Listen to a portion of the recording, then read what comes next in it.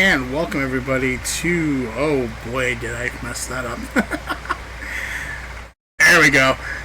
Welcome everybody to Season 3, Episode 1 of the Shadow Collective podcast. We're in Season 3, guys. I guess that's a good way to start off Season 3, right? Yeah. As always, I'm here with my good friend Swampgrass. Hello. And Andy Beats. Never tell me the odds. All right, welcome everybody. Welcome everybody. I think you guys saw some of the new stuff that's coming. That's up. We are changing things up a little bit. We're getting ready for some big changes here along the way, and it's looking good so far. So, hope you guys will be around to enjoy it all, and let's get into this because we're excited. Bring it right into the news. I mean, I know you guys are probably wondering where's our year in review. We're gonna probably get back together, and we're gonna end up doing that in our next episode. So just so you guys know. But that being said,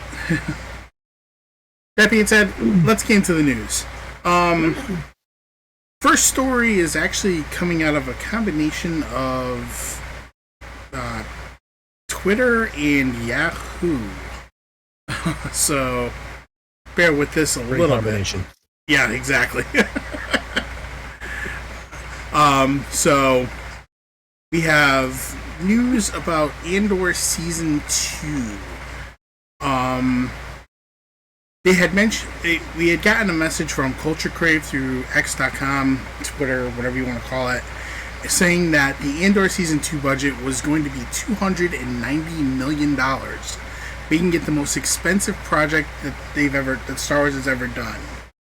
And then a couple days later, we got a report that from Deadline through Yahoo saying that the Andor production reportedly cost Disney $645 million plus for 2 seasons, which was more than The Rise of Skywalker. We'll get into this quick. It says here, production on the 2-season run of Disney Lucasfilm's Andor TV series will end up costing more than the big screen finale of the franchise's most recent trilogy. The production cost of Season 2 alone, which a new report indicates will be well over $290.9 million, which is more than the production cost of Rise of Skywalker in 2019, which Deadline had pegged at $275 million. The total production tally for the 2 seasons is put at $645 million plus. The numbers come courtesy from a story from Forbes, which cites a yearly UK financial report required from productions that take advantage of tax rebates there. Let's see. Goes here to say, the show's second season was buffeted by delays related to dual strikes, with Andor's creator showrunner Tony Gilroy declaring he ceased all writing-related duties on May 1st, 2023, amid the WGA strike. Further, Deadline reported exclusively on July 20th, 2023, that Andor would be forced to temporarily pause its Season 2 shoot due to the SAG-AFTRA strike. Stupid strikes. Production delays, of course, cost money. The Andor Season 2 hiatus also means that the entire Season 2 production cost is not captured in the UK filing, which covers only 2023.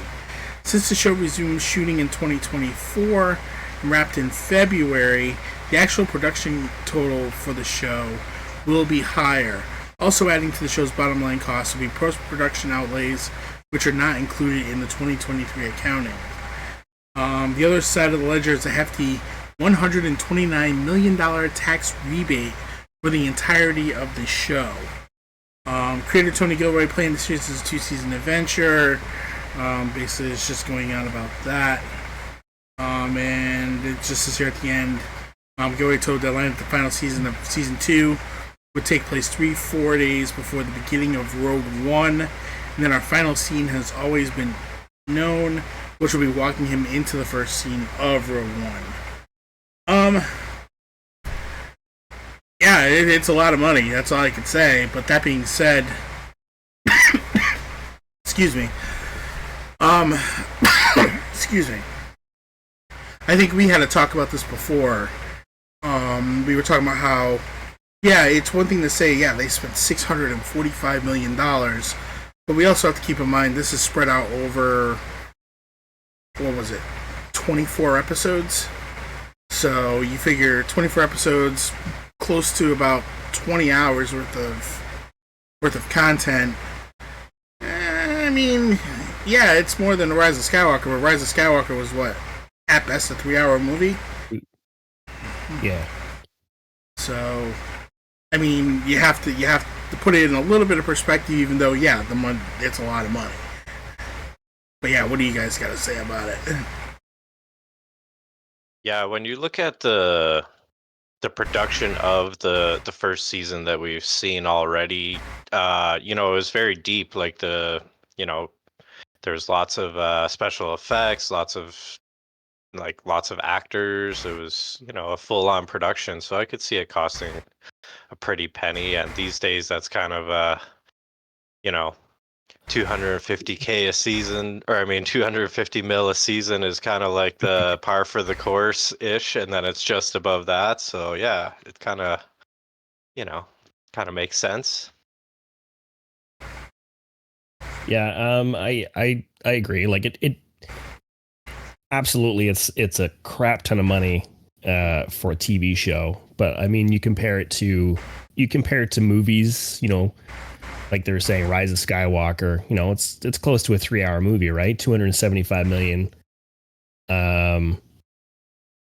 for it. So I mean, this is like a bunch of, it seems like the way that they have it set up, it's like 4 separate movies. They're like, well, I mean, actually, no, that's not true, because they're all like half-hour episodes, probably, give or take. We're average about 35 minutes, maybe. I don't see them being long episodes, so yeah. I mean, but anyways, you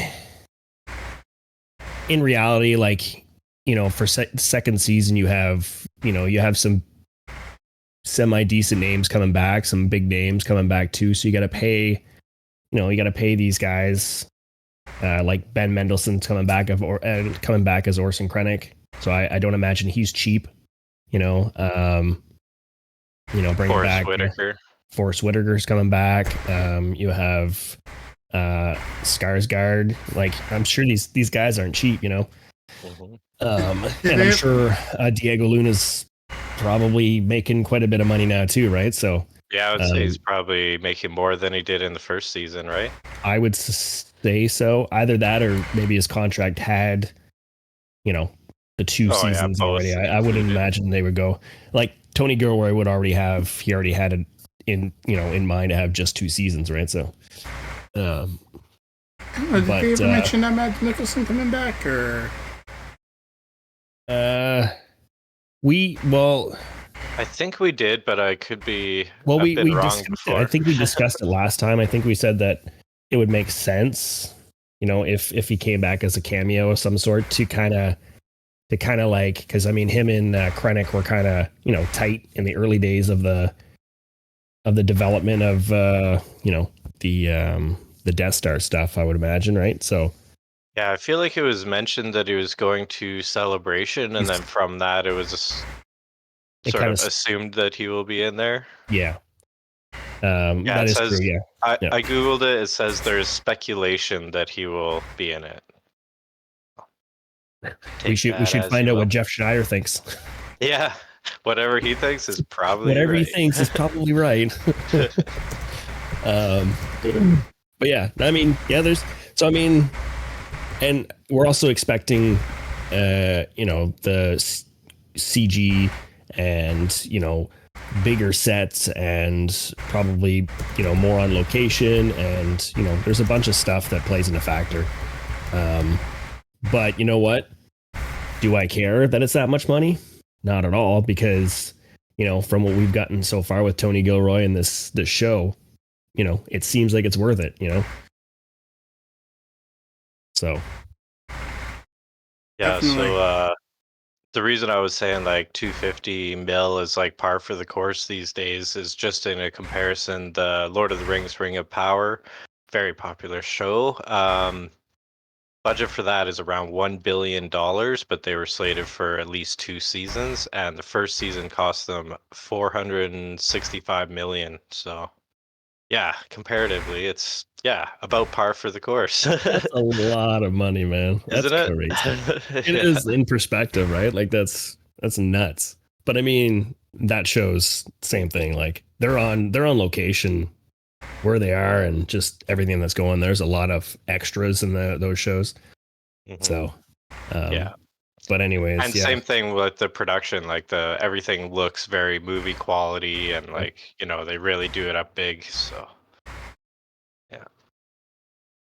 Yeah. To me, it doesn't matter, because I feel like we're going to get a even better second season of Andor. And, as long as the show is good and the story's good and, you get good stuff coming from the show, the money to me doesn't matter. Like, Yeah, I agree with you. I mean, as long as Tony Gilroy stays consistent with what he was doing, I don't see the show being bad in any stretch of the imagination. So, but also too, like it was saying, part of that as well. I don't think it would be so high or that much money if they didn't have to go through the strikes, because like they were saying, the strikes it costs money to shut down your whole operation, right? So forever long that operation was down, each day cost them a certain amount of money, and that's added to their budget too, right? So yeah, definitely. So, I was trying to look around to see if I could find if there was a number somewhere, but I'm sure somebody will have something at some point, how much money that they had to spend on delays. I don't know if we mentioned this part from the article, but it's kind of cool. It says on the other side of the ledger is this hefty $129 million tax rebate for the entirety of the show. That's pretty generous. Yeah, rebate. for being shooting in the UK. So it's for using local places, local sets, and local like extras and local workers, right? They get they do pretty good with that. Yeah, there's not many places in the United States that do it. I know. I live in Connecticut myself, and I do believe Connecticut offers some of those kind of rebates. Probably not to the scale that the UK does, but yeah, there's very few places in the United States that would offer that nice of a tax break. So I understand why they do it. Well, and it's also right. It also makes sense where, how I think a couple episodes we talked about how Star Wars was not shooting at all in the United States for next year, whatever it is, and they're only going to be doing stuff in the UK or whatever. So it seems like they're trying to like make a little bit of their money back just by being over in the UK, so they can get these rebates. Yeah, and I understand. Again, I understand. So, I mean that, and heck, I do it. I mean, you also got to figure a lot of things that they do, especially if they're working in the era of like the Empire, like Andor obviously does. I mean, a lot of if you even notice through most of it all, the Empire, most people in the Empire had that British accent, so it's true, yeah. Yeah, so it kind of fits. So, but yeah. Even Darth Vader before they whatever add in his voice for the movie. Have you ever seen any of those clips? It's pretty funny. David Prowse, yeah. Yeah. Hey, it's funny because you watch those scenes and it's like wow.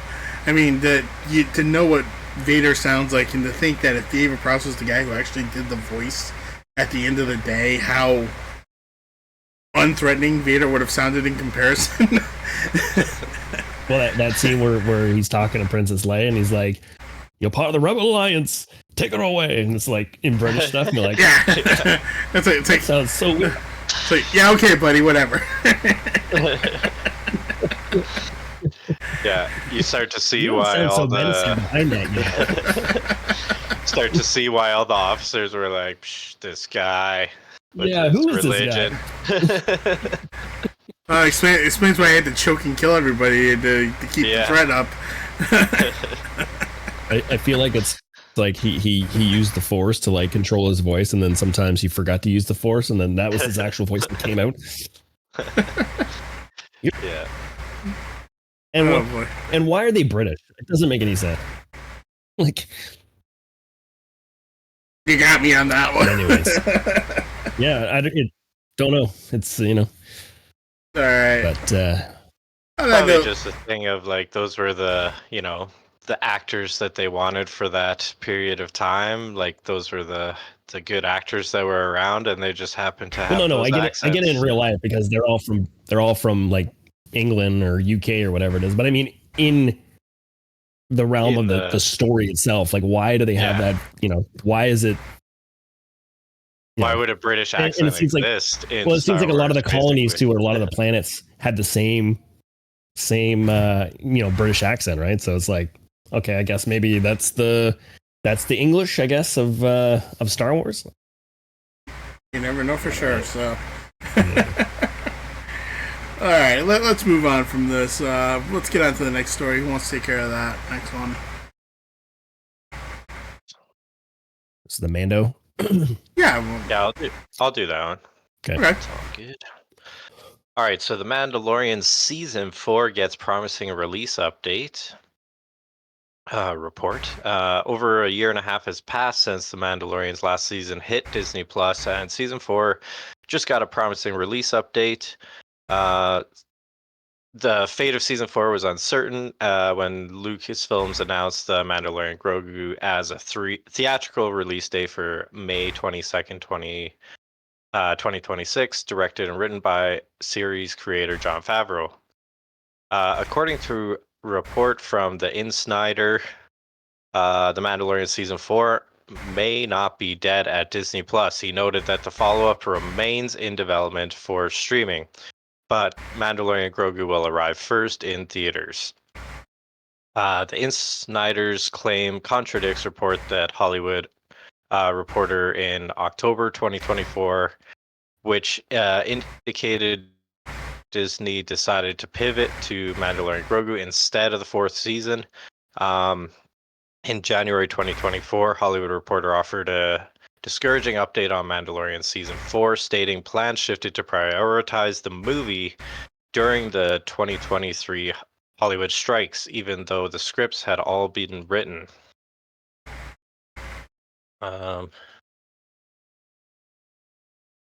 Yeah, so it says Season 4 appears to be on the back burner, focus locked on the movie.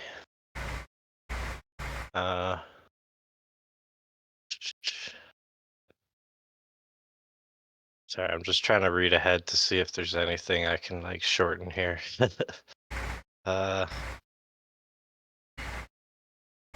Long-awaited return to the box office.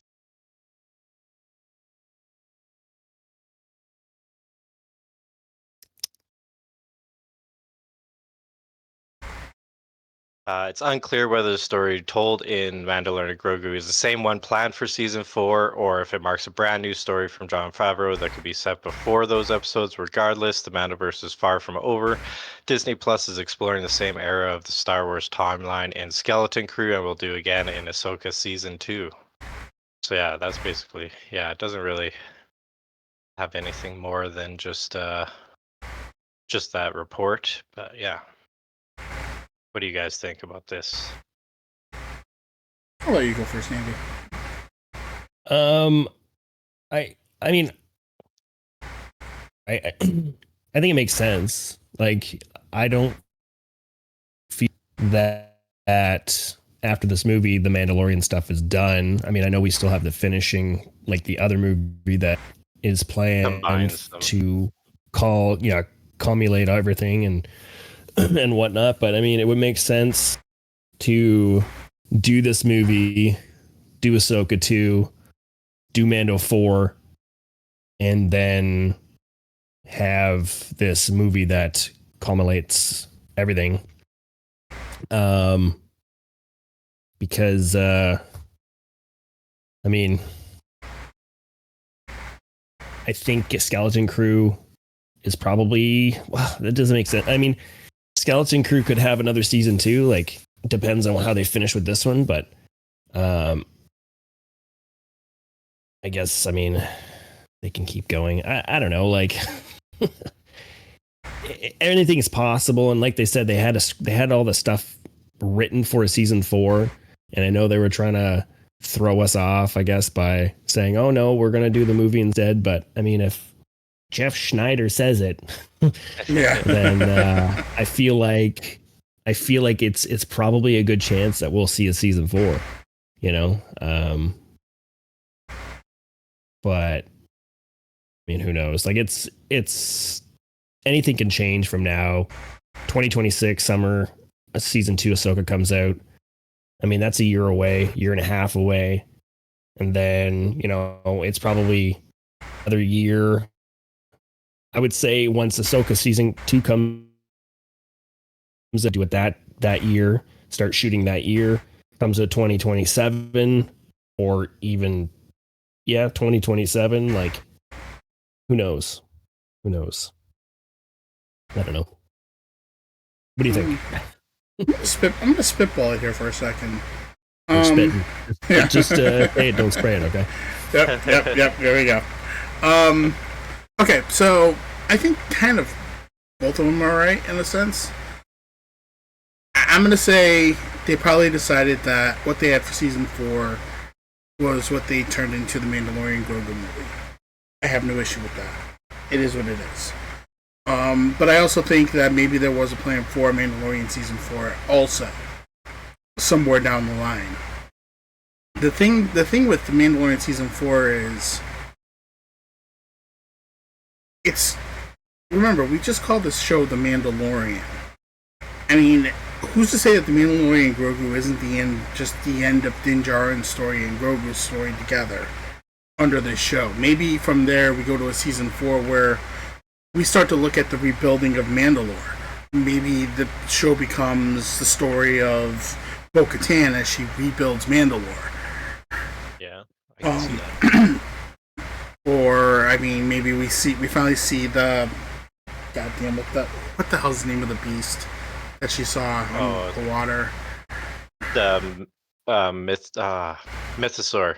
Yeah, maybe she finds that. Maybe, I mean, you see Mandalore become great again. Maybe they find their way into a war. Maybe they're the first to encounter a Yuzan Vong somewhere. I'm obviously just throwing tons of ideas out here.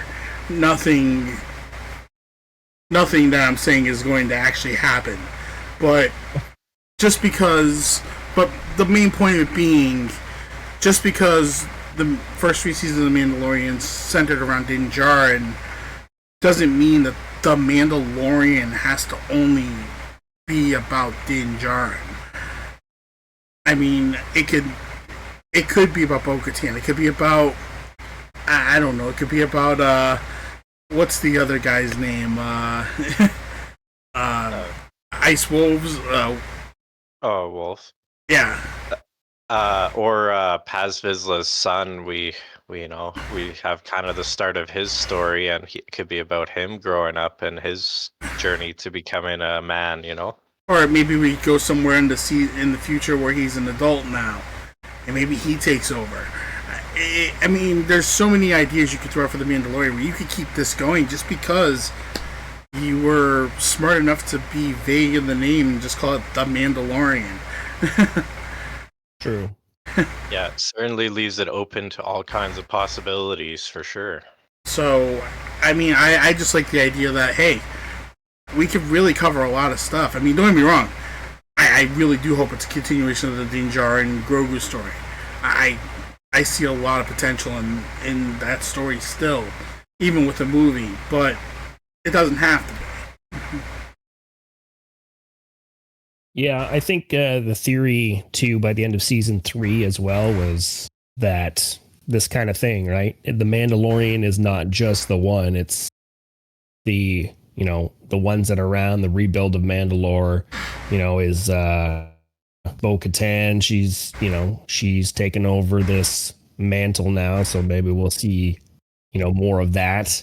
I do agree. Yeah, that it does make sense. Like it could go that way where the Mandalorian and Grogu, this movie is kind of the last of them two together, and maybe something happens, they go their separate ways, or they just have their happy ending overall. Or they have their happy ending, or Grogu keeps going and something happens to Din Djarin.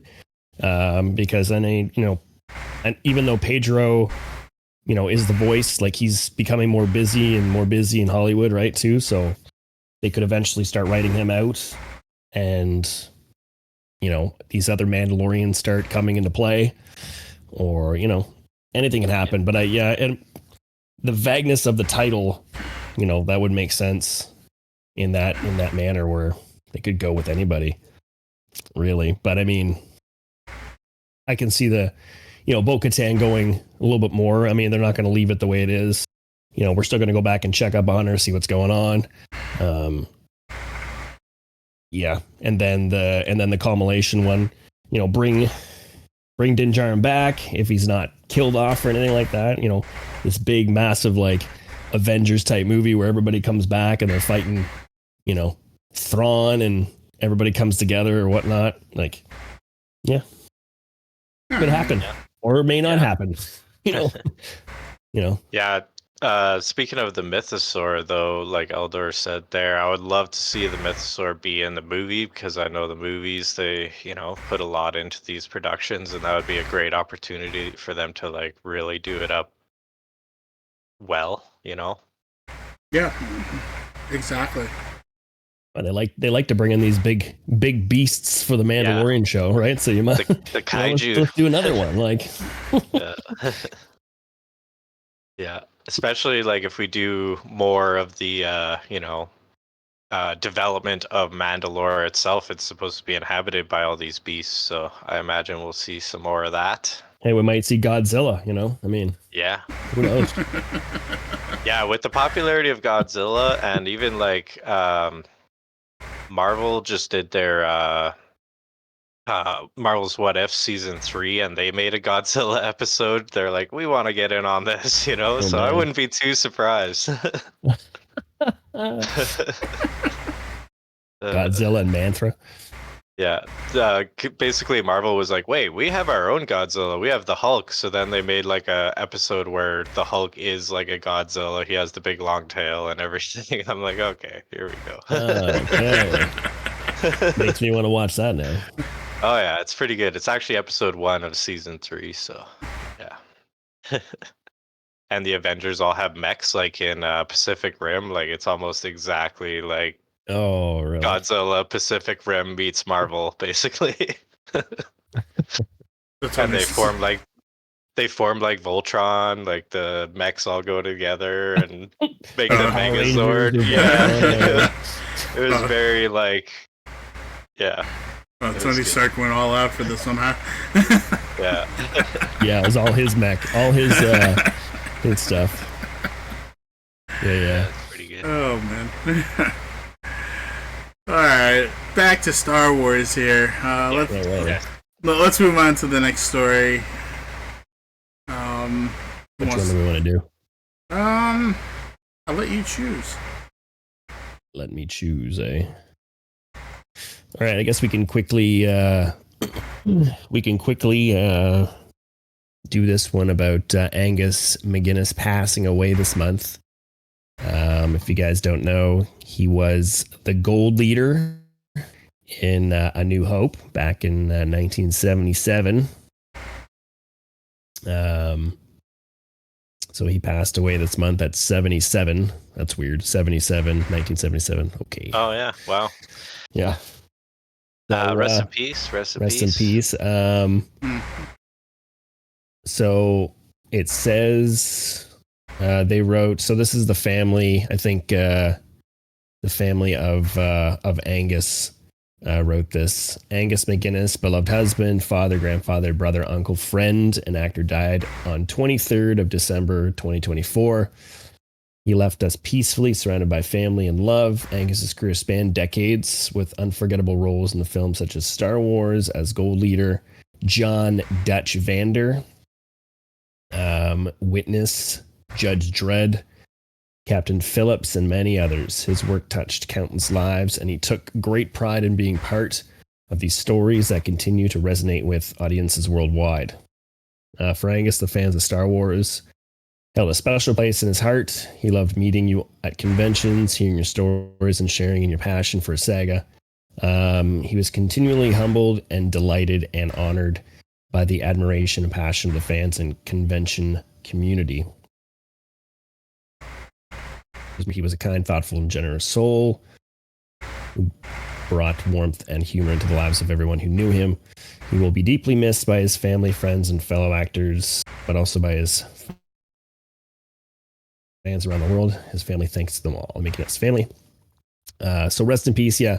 McInnes reprised his role in Rogue One, for which he recorded a new line.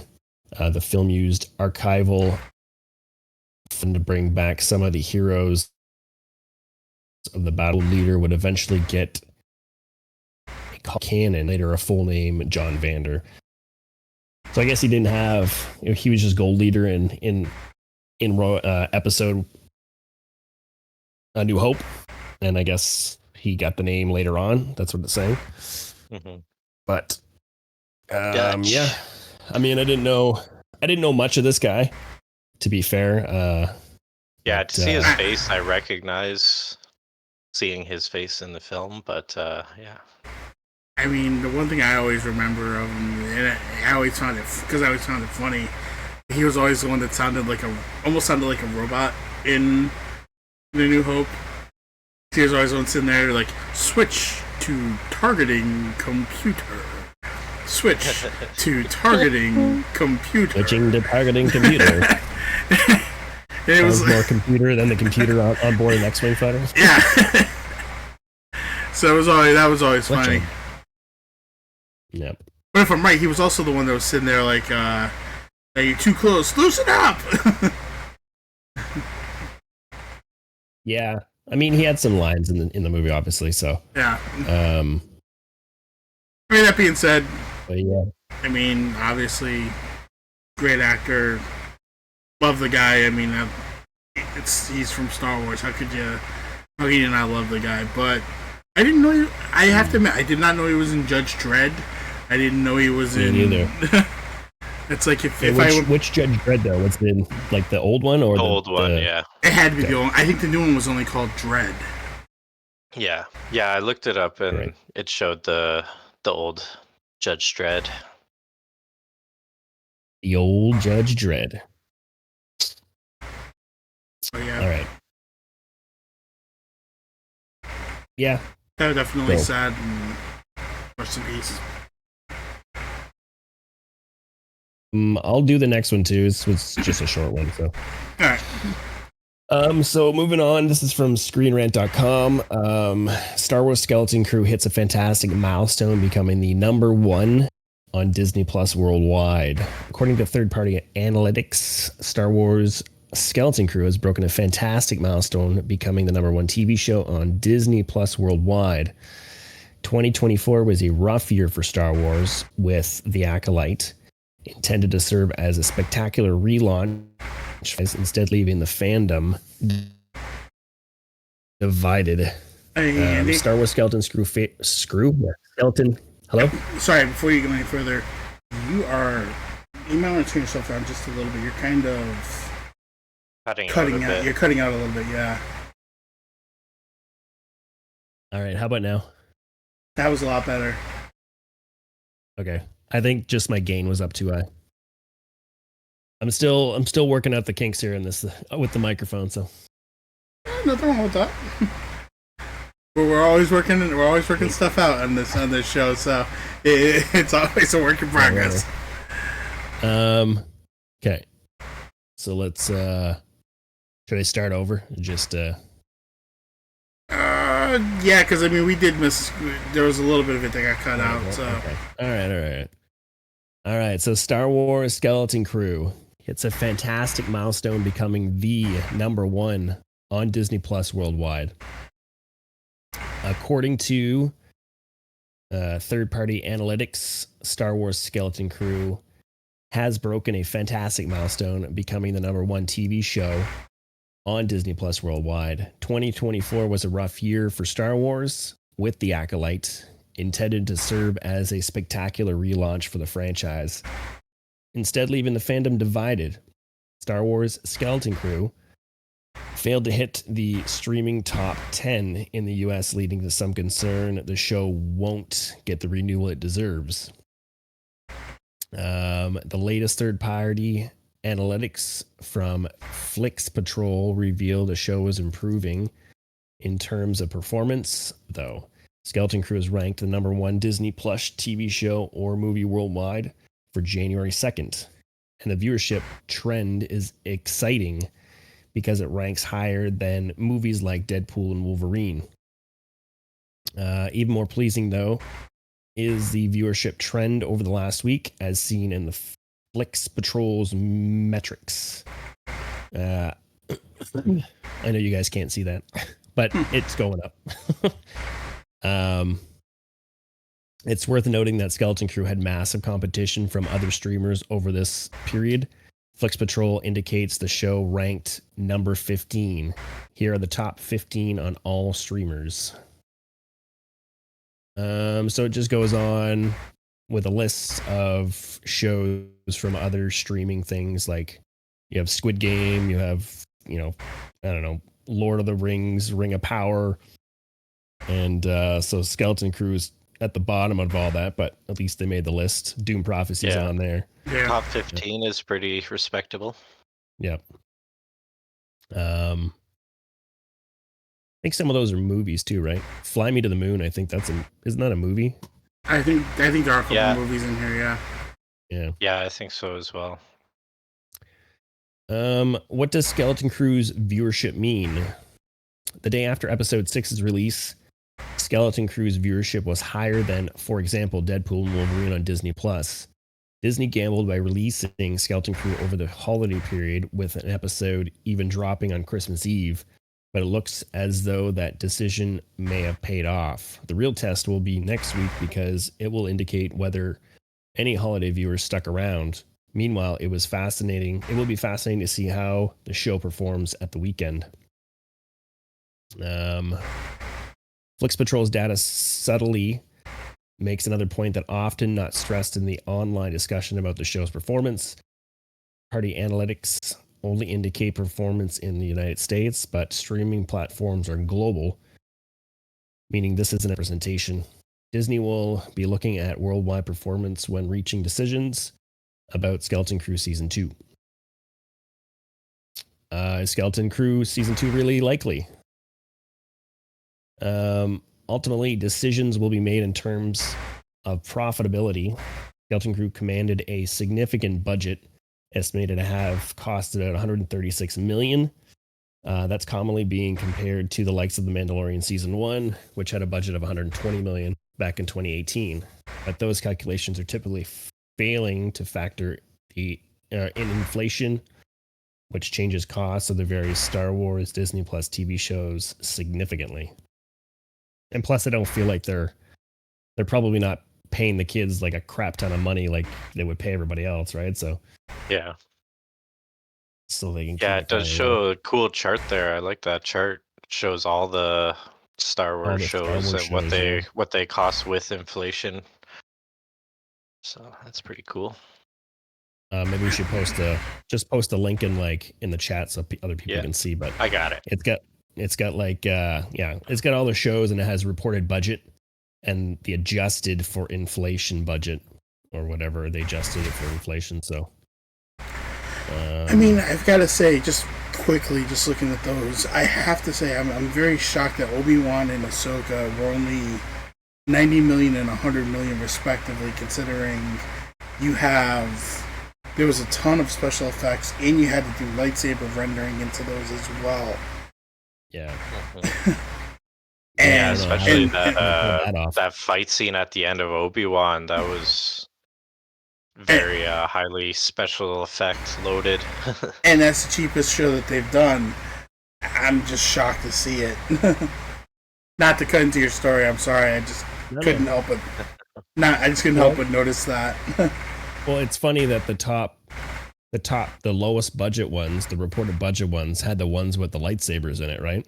Yeah. Like the two top ones, and the rest of them, other than Acolyte had which, some... yeah, we're not going to get back into that again. But, Do you know how much it costs to get Manny Jacinto? No, I'm just joking.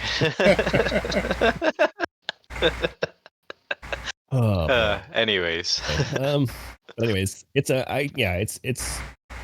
it's a neat list. Like, take a look at it if you get there looking at it. But it's cool when they post stuff like that. Notice that seasons of The Mandalorian are getting progressively cheaper, likely due to the reusing of assets. Star Wars Skeleton Crew Season 2 would likely follow the same trend. All this means the second season shouldn't be ruled out. Viewership is heading in the right direction. The show's reputation is solid, and the comparative costs aren't quite so high as many have reported. Only time will tell.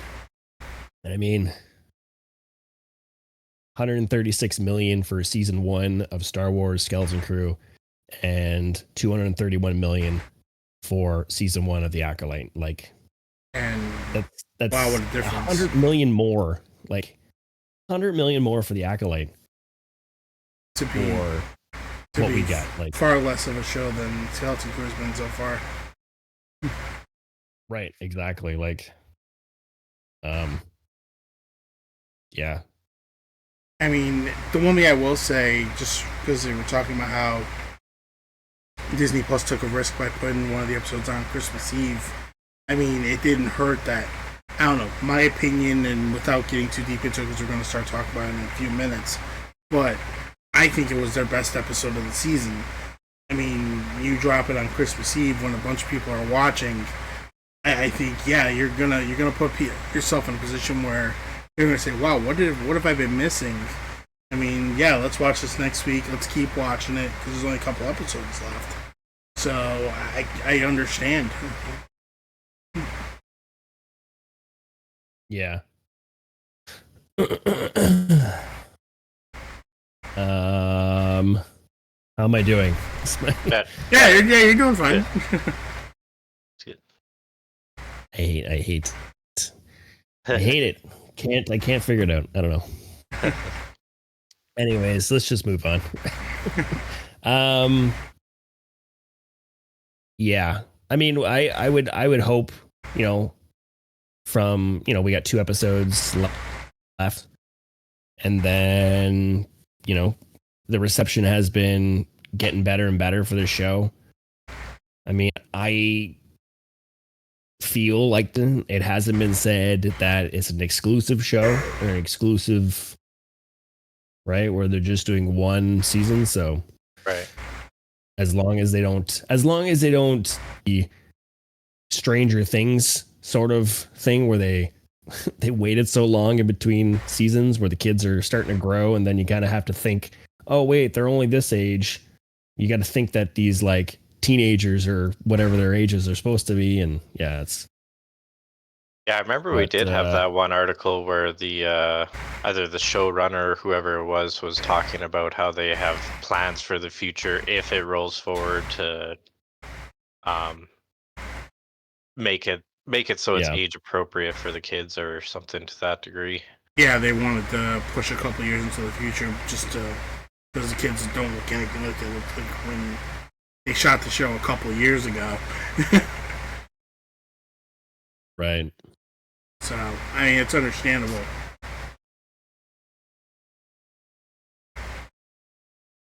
But yeah, I mean, it makes sense that the show's number 1 right now. Like, there's nothing really else.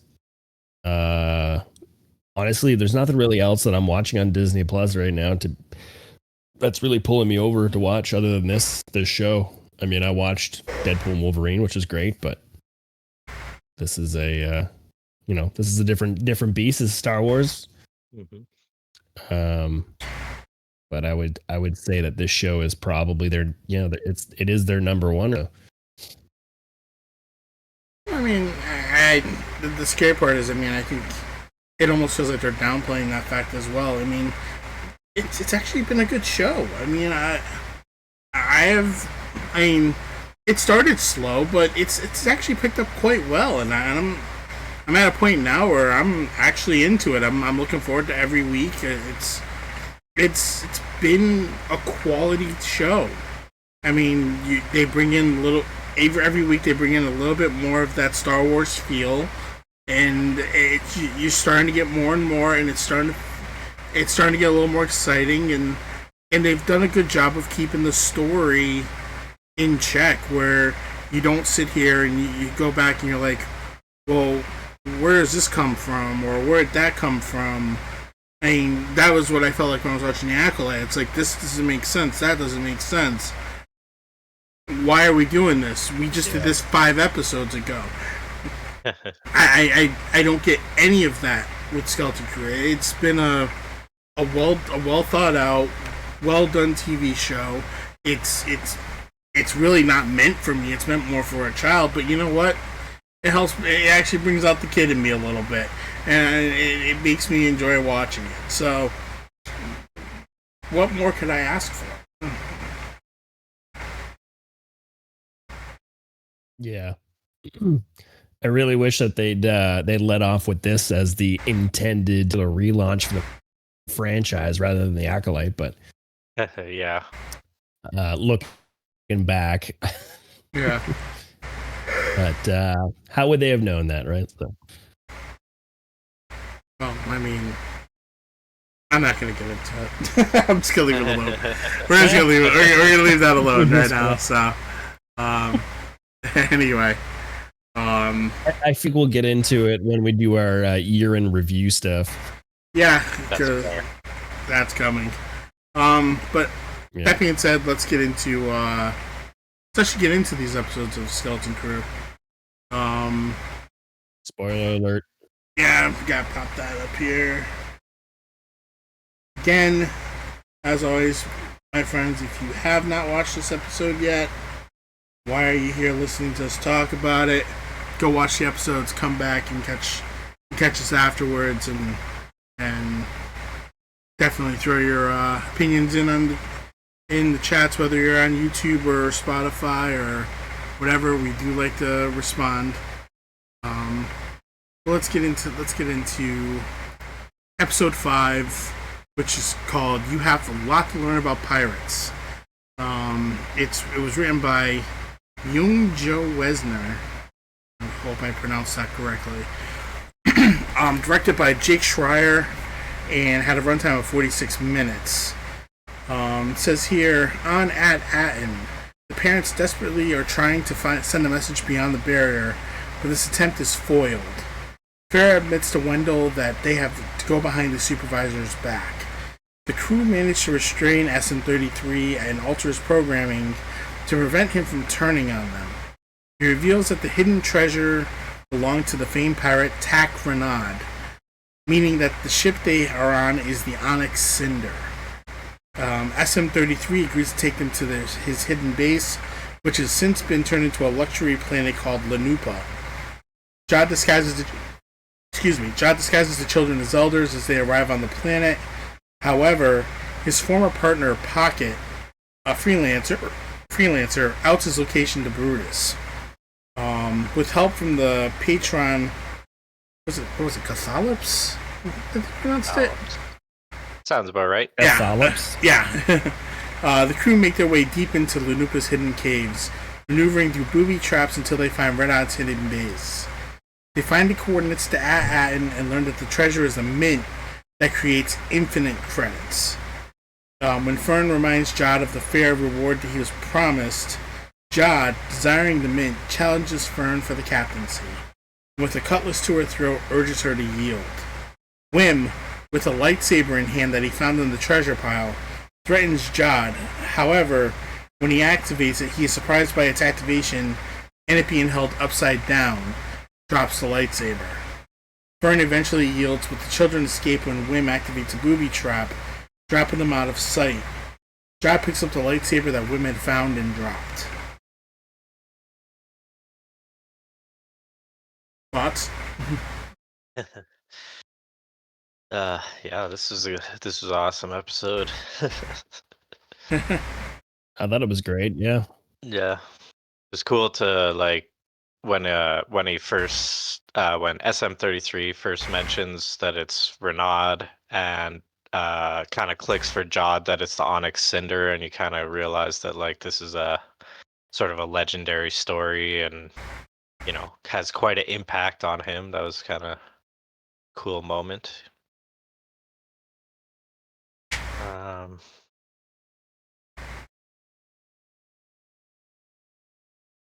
Man, I Yeah, forgot. it was it was a it was a great episode. I mean, it had had the sort of booby trap stuff when they finally got onto the down there or whatever it was. Sort of kind of reminds you of these booby trap movies like the Goonies, and a little bit of Indiana Jones. Honestly, like when I was watching it too, just kind of brought some flashbacks of that kind of stuff. But I thought, and then they reached the treasure room or his lair or whatever it was. I thought it was a unique way with the pool of acid and the acid gets drained. Kind of, it was unique, but I feel like I've seen it. Kind of, it was I feel like sort of an Indiana Jones thing too, where they, the chamber's like below all this stuff that will harm you or whatever it is. But I thought it was kind of cool. He used his force to push out the credit again, so it's telling us that trying to tell us that don't forget he's got force powers, right? So we're coming to that point where hopefully they tell us some more about his backstory, why he, and he takes the lightsaber too. Obviously he knows how to use one, or else he wouldn't have took it. So yeah, I thought the whole episode was good. The whole episode was good, funny note, the girl, the bounty hunter, Pocket, I think her name was. She voices the redhead in Brave in that Disney show, the Disney movie. I found that out. Just a small little pocket of information. And there it is. There it is, folks. Yeah. The puns. Yeah, this was another one too where we see that little thing in the beginning there with the parents and stuff. I was kind of wondering when we were going to see the parents again. I feel like they just weave them in there a little bit so we don't forget about the whole situation that's going on, that the parents have lost their children, right? But it's not so much where you're like, oh, the parents again, like, right? So really I'm not thinking about it. I'm like, I don't even know. And then you're like, oh yeah, the parents, they're still looking for their kids. Yeah, and that story kind of advanced too, right? Was that in this episode or the next one? Where it was this one where they were at the beginning. Yeah, it was this one. Where they were looking in the console. Well, Wendell was looking in the console and he gets caught by the robot, and then the robot takes him to Farah, where Farah is the one that, shut down. You erase your memory, shut down. I'm getting interested to see who the supervisor is, because I feel like they're going to see the supervisor. I wonder who this person is. The supervisor, because they only talk about the supervisor. We haven't seen them yet, so. Mm-hmm. But yeah, now they're full on dedicated, like they are all essentially committed treason to try to find their kids, right? So they're all they're all in on trying to find the kids. Yeah, it's kind of interesting. I mean, I'd be doing the same thing. So. Oh, for sure. Yeah, absolutely. Yeah, it was a nice. It was a good episode. I mean, to me, I would say it's been my favorite episode so far. As it, I think it had a good sense of adventure. Had a good sense of there was a good sense of comedy throughout the episode that was lighthearted enough to keep you laughing, but not too deep to make things out of the way. It was kind of cool to see the Mune again. I mean, obviously, as much as I hate to bring up the Acolyte, we got obviously Plagueis that showed up. But, I mean, have the so-called Trade Federation or Banking Clan the banking there. Yeah, the banking clan, yeah. That kept, I mean, it's almost like they're trying to keep the Mune in your crosshairs for a little while here. Don't forget about the Mune, yeah. Yeah. We're bringing it back. Yeah. But, I mean, I really liked, even like, still not sure how to pronounce the name, Cathalops. Yeah, Cathalops. I mean, because you look at him at first and it's like, oh god, this guy's gonna, that's bad. And then all of a sudden you see him and he's like happy to help along the way, and wants to hear stories, and it's like okay, this is different. But fighting the lightsaber was interesting. It leads me to wonder whose lightsaber that is. Yeah, that's what I got too. From what I when that episode aired, I kind of looked into it just to see what people were saying around the community, and I guess people are saying it looks a lot like a High Republic era lightsaber. So I don't know if that means anything to us, but it could make sense considering, I mean, obviously Tackronaut is not from a couple years ago. That ship was pretty well buried, so you gotta figure it's been there for at least a little while. But they don't really give you any sense of how long it's actually been. Not to mention, I mean, they've had enough time to build a luxury spa over what his base was. So that too, and then none of the pirates obviously were around. It seems when Tag, it's like he's legend, right, for the pirates. Right, so it's legends that just stories, right? So, yeah. So, I mean, there was a lot to unpack in this episode, and to me that was the fun of it, is that there was just so much there. Well, yeah, you were watching it, and it was done. Yeah. And so, you're like, oh, that went by fast, man. That was a great episode. Yeah, I found that with a couple of the episodes. I'm like, wait, that's the end? No. Yeah. And to me, that's a sign of a great episode. That's a sign of a great TV show. Yeah. Which is why I'm enjoying this so much right now. I mean, as opposed to the last show that came out where every episode was like, God, this isn't over yet. So, yeah, I'm going there. I'm doing it. You just keep going back there, right? But I mean, obviously, that the last show is the bar, and I feel like any show after this, that show is just going to be, the bar is set low after that. You know what I mean? So yeah, that's our most recent comparison at the moment too. So it's kind of hard not to. Kind of hard not to go back and compare. But I mean, on the bright side, it looks like things are definitely looking up, because this has been good. I'm almost positive Andor's going to be that much better. So, I mean, I'm feeling very... I mean, who knows when Visions is coming out. I have high hopes for that. If we see another Tales of the Jedi somewhere along the way, that's potential to be good. So, as this is all working together, I just see...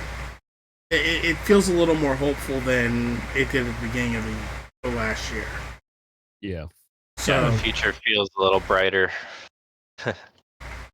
But yeah, like I said, this was a great episode. I think they did a great job with it. I can't think of much else that I want to say about it.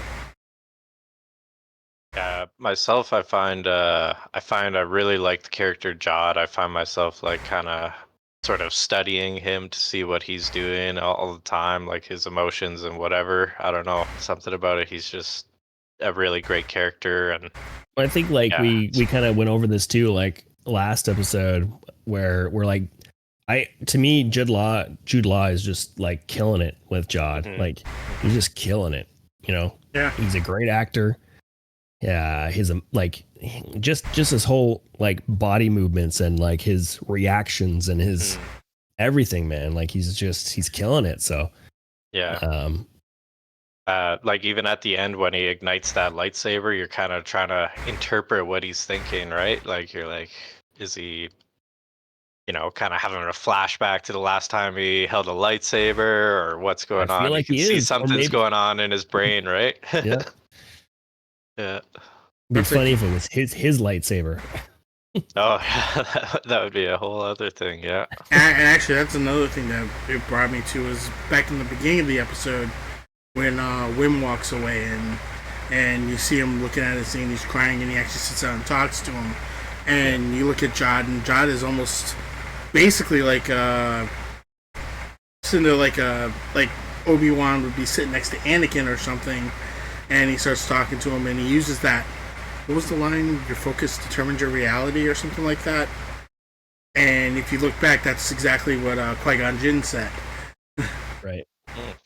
And it's like, wow, okay, so now he's also given Sage Jedi advice as well. Who really is this guy? So, I mean, I think Jude Law is playing the role very well. No, I agree.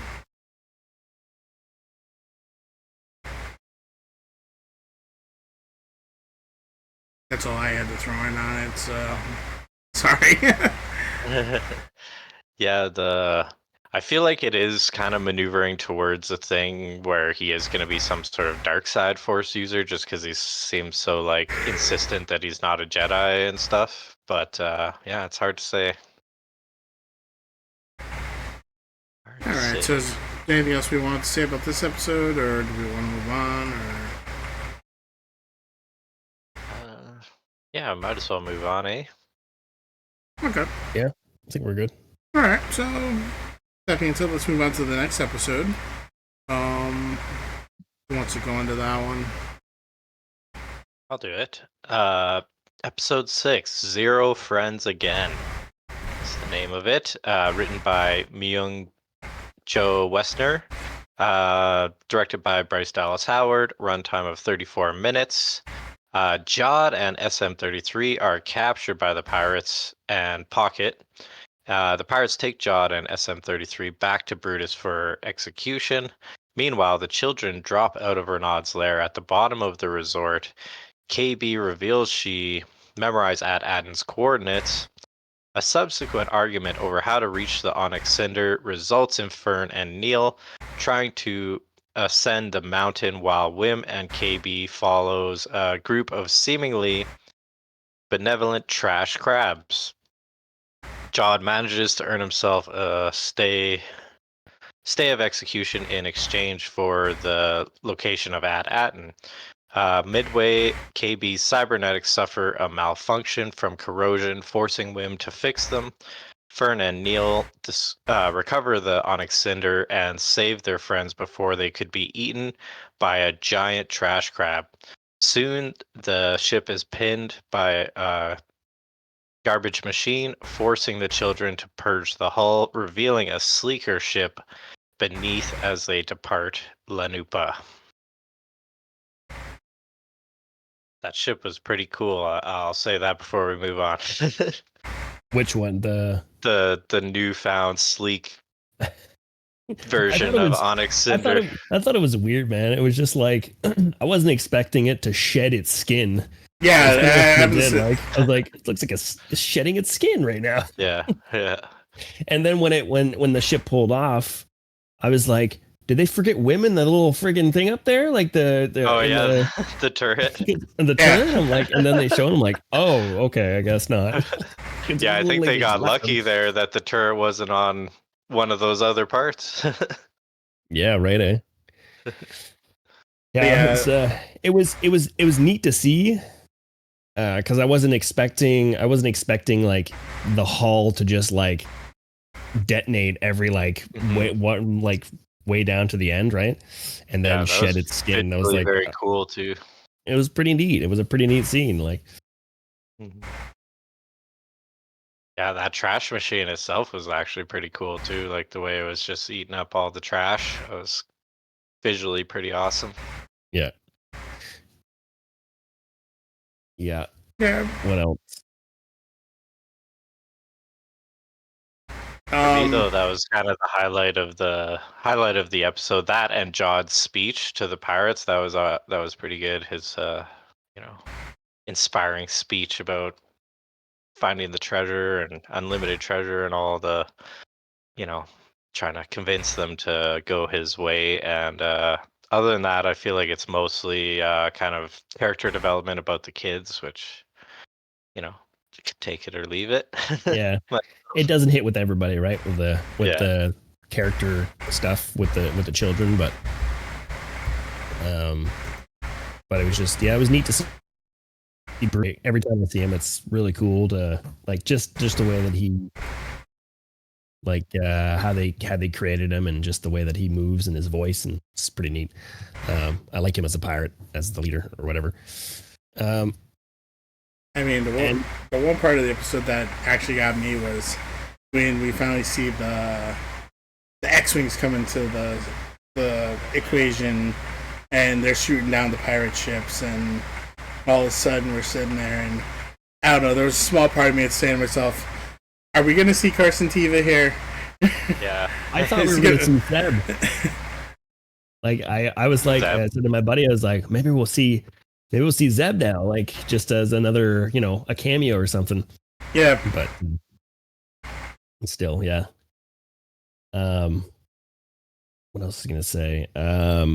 Those the little trash bots, the little trash crab things, whatever it was funny. Like the whole time they were doing follow, trouble, follow, trouble. Yeah.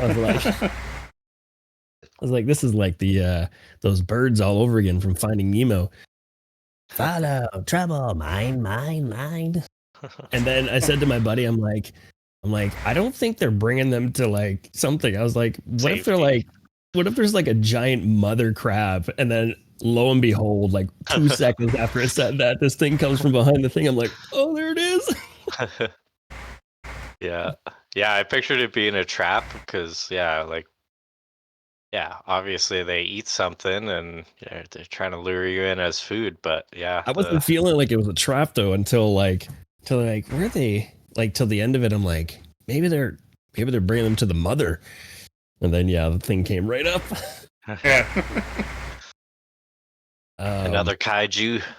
Yeah, another Big one. old crab. See, Star Wars with their giant creatures, man. Yeah, it's the new thing. Favorite thing that they like to do. I thought so. The whole sequence where their ship is being dropped down over the cliff, and those trash things are bringing it to the trash thing or whatever it is. I don't know. It's hard to believe, with the kids doing what they're doing, but obviously it's just a show and it's not real. But watching it, you're going, this is not. Kids shouldn't be doing this. Like, yeah.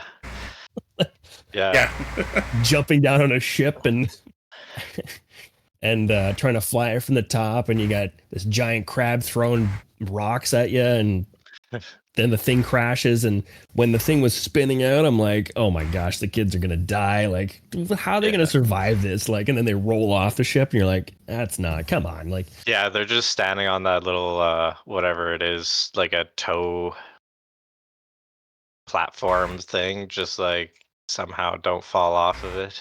Yeah, but whatever. I mean, I wasn't like really looking, but you're just, part of you is going, come on. Yeah, exactly. But I mean, it's fun to watch. Real, not real. Like, it's in the Star Wars world. These kids, they can do anything. They put their mind to it, right? That's just kind of the whole thing, right?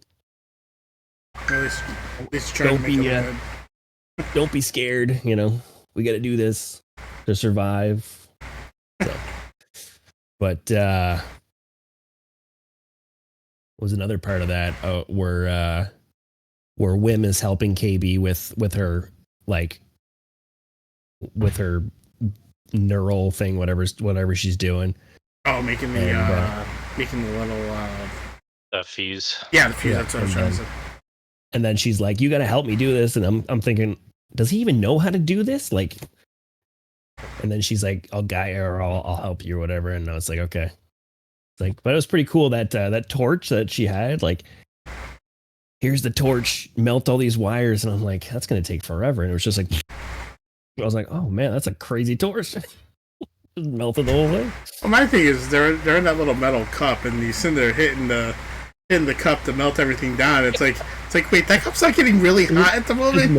Isn't the cup gonna melt too? Like, yeah. Guess not. Yeah, it happens to be a smelting cup. Smelting cup. Yes, exactly.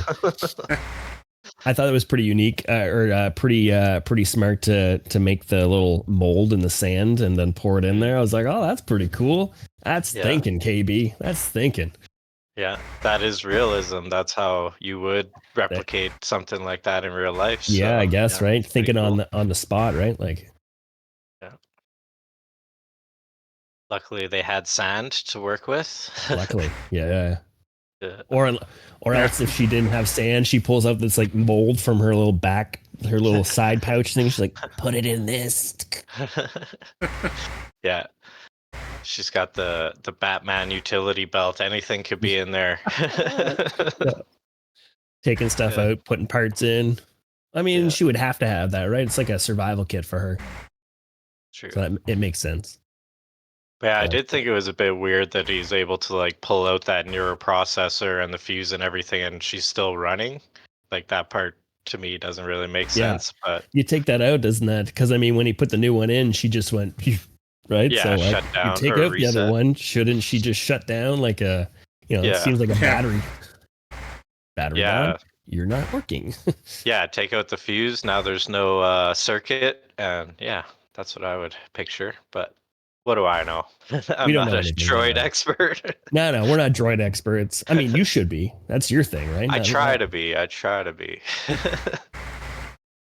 pick up on it. The droid expert. I always said if I was ever in the Star Wars realm, that's what I would want to do, is learn how to program droids and be a droid guy. Yeah, I don't know. Lobot may be a whole different thing, so you never know exactly how Lobot works. It could be the same thing with KB. So yeah. I feel like it's something similar. Oh man! All right. Anything else you guys want to talk about with this episode, or? I mean, I don't think so. Like, it was definitely a shorter episode than the last one. It was like 46 minutes was the episode 5, 34 minutes for the second one. So definitely a shorter one. Yeah. But still, you still got quite a bit out of it, to be honest. Like, and for the people that are into the whole character progression and all that stuff. I mean, to me, it wasn't that kind of stuff. I do like it, and I don't like. It's not like I hate like listening to kids talk about their problems and all this stuff. But it's just, like you were saying before, like it feels like it's a show meant more towards kids, right, than adults. So it's not like I don't care, but I prefer the action of what else is going on. Things I care more about, obviously, the pirates and the Jod story and all that. But it was still good. Like, I was still in on it. Like, I was still paying attention. I was still drawn in when they were talking about, how she doesn't feel capable of doing everything that anybody else is doing. Like, obviously this was a story made for a certain type of people, I guess. I don't know, it felt like it was what's the word, I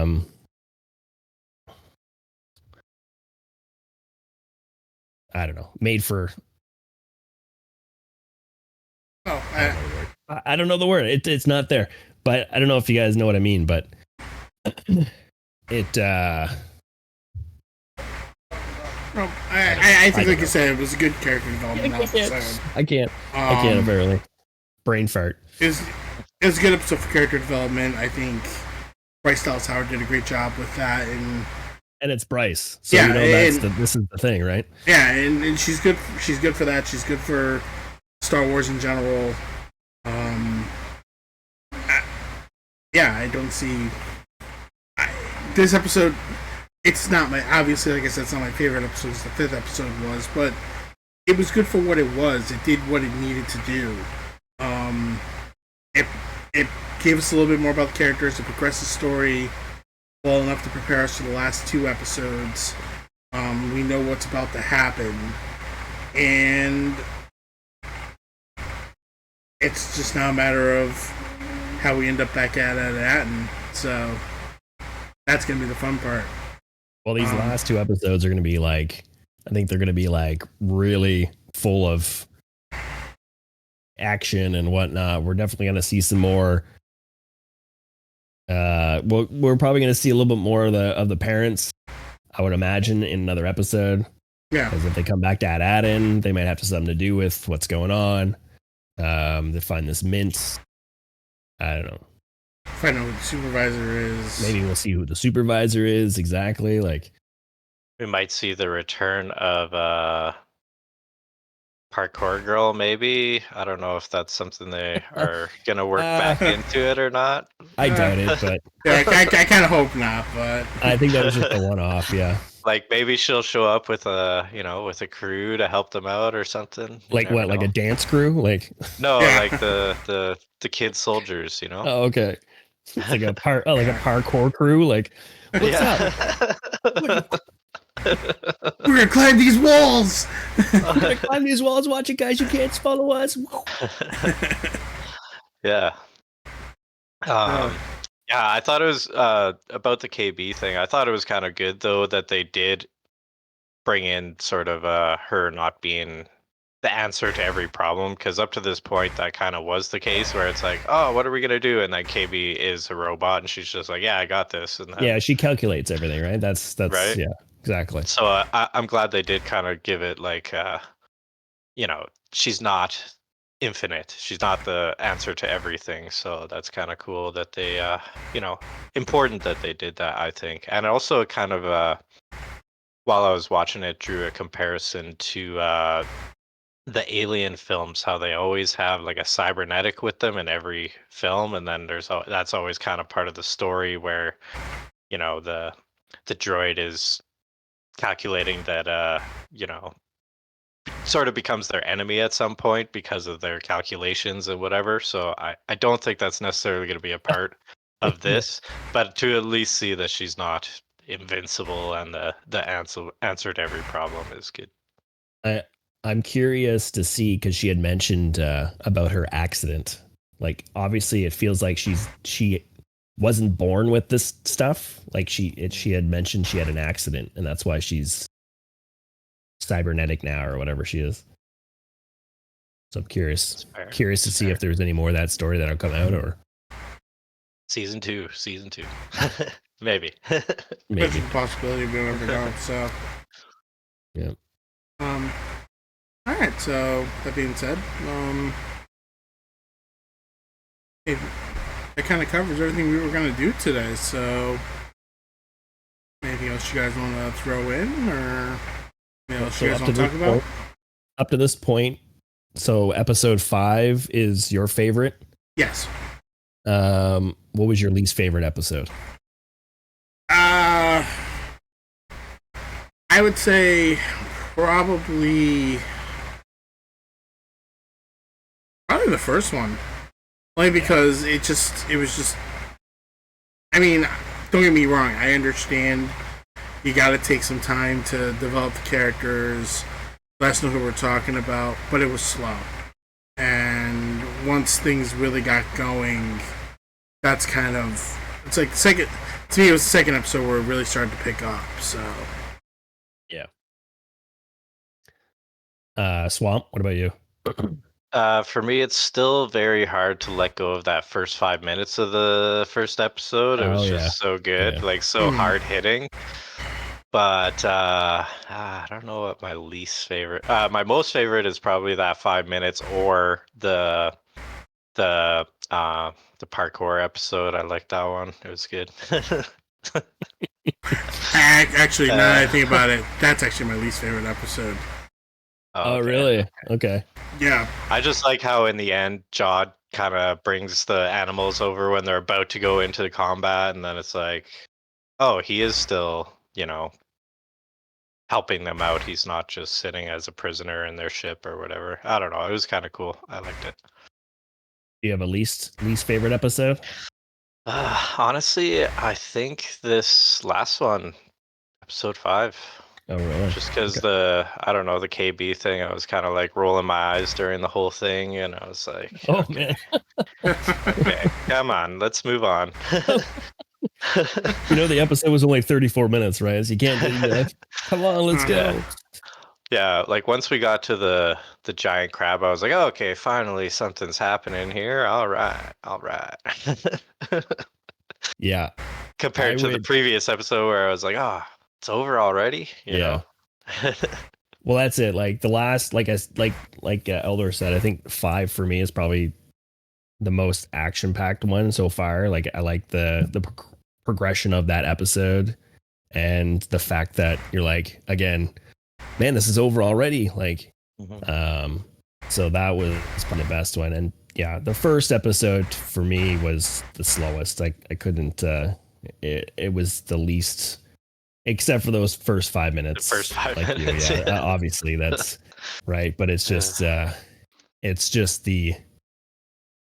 don't know. It's the starting off of telling, introducing the characters, and you're like, all right, like, yeah, you have to go through it in every show, which is, every start of a new show. So, but I think it was just less appealing, again, like, and not that I don't like, watching these shows with kids as the lead, but it doesn't resonate as well as, let's say, like, the Mandalorian or whatever it is.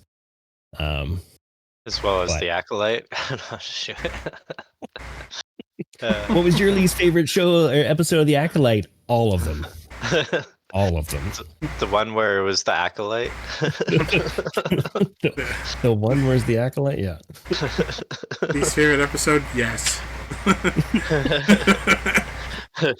Do you have a favorite? No. Manny Jacinto.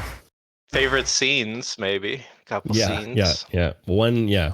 Maybe, yeah. Any scene that Manny was in. Where he's like massacring the Jedi. That was cool. That was cool. See, I gotta whittle that down. I mean, it was the one where he snapped Yord's neck. Oh yeah. That was especially satisfying. Yes, that was a special moment for you. We know that.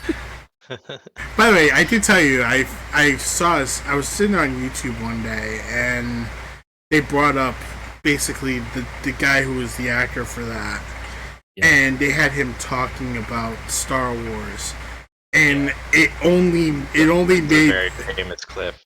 Yeah, and it basically just absolutely backed up every feeling I had about the guy in general. Oh yeah, and because he was talking about destroying the Death Star, he's like, oh yeah, when Anakin destroyed the Death Star, it's like, really, dude? It's like you claim that you love Star Wars, and you're gonna come out and say Anakin destroyed the Death Star. Yeah, because he was trying to draw a comparison of like the Jedi doing something bad, and he's like, yeah, well, Anakin destroyed the Death Star, and all these people died. It's like, you messed up, dude. Your cred just died. You got nothing now. We do not like you anymore. But I'm a Star Wars fan. I am. Yeah, nice try, bud. Nice try. My favorite part of Star Wars is the laser swords. Yeah. Except they didn't really. Yeah, just gone. We can do all this next time. We can talk about all this stuff. Yeah, pretty much. We can have a whole segment. We can do 4 hours if you guys want to. Yeah. But yeah, the laser sword thing, that I can't remember which show it was, but that did become canon, right? Like at first, back in the day, he's like, it's not a laser sword, it's a lightsaber. Like old Ben says that or whatever. Well, it But then became canon when Luke says it in Rise of Skywalker, doesn't it? Is that where it is? He Yeah. does say it. Yeah, there's somewhere where they start calling it a laser sword, and it's just like, oh no. Or well. it came back up in the sequels. I just don't remember which one, but Luke does say it, I'm pretty sure. Mm-hmm. Well, anyway, is there anything else you guys want to bring up, talk about, get into? I mean, I'm okay. Okay. Swamp. Yeah, no, nothing really. Yeah, looking forward to potentially doing a year-end review sometime soon and a preview of 2025. So, look forward to that. And definitely. I'm thinking that's gonna next one, yeah, it's gonna be our next episode. So definitely do that. Whether or not we come out with that next week or the week after, it'll be definitely one of the two. But once again, I mean, just want to say thank you guys. We're here. It's season 3. We're getting started. We've got some new stuff already. We're gonna have more new stuff coming as the season goes on. So we're excited for it, and we hope you guys are just as excited. But definitely, as always, if you're not catching us live here on Twitch, definitely catch us either on YouTube or on Spotify. We either have full episodes up there for that, or we have a bunch of clips that we've been running lately, which has been doing quite well for us, and we're hoping it'll continue to do well for us. But definitely like, share, subscribe. Definitely comment on things. If you got something you don't like, we want to hear about it, because obviously we can't fix what we don't know is wrong. And if you like something, hey, let us know that too, so we know to continue doing it. But that being said, we love you guys. We're gonna call this a first episode. But before we go, Swampgrass, where can we find you, my friend? I'm on Twitch at twitch.tv/swampgrass420. Playing Star Wars Galaxy of Heroes primarily, and a little bit of Marvel Strike Force, potentially getting into some other different forms of games and stuff throughout this year, trying to look into some new content. But yeah, I'm going to try to be there very consistently this year. I kind of fell off in consistency at the end of last year, so I'm trying to sort of make up for that and hit the ground running, so to say, this year. So yeah, look forward to seeing you guys there. Come hang out. Excellent. Andy Beads, how about you, my friend? Well, I'm on Twitch. Andy_Beads on Twitch. My content is Marvel Snap. It's a mobile card playing game, card building game. And Thursday nights at 6 p.m. Eastern time, and Saturday mornings at 7 a.m. Eastern time. I'm also looking into, again, like Swamp, I'm looking for probably a little bit more content, other games and stuff.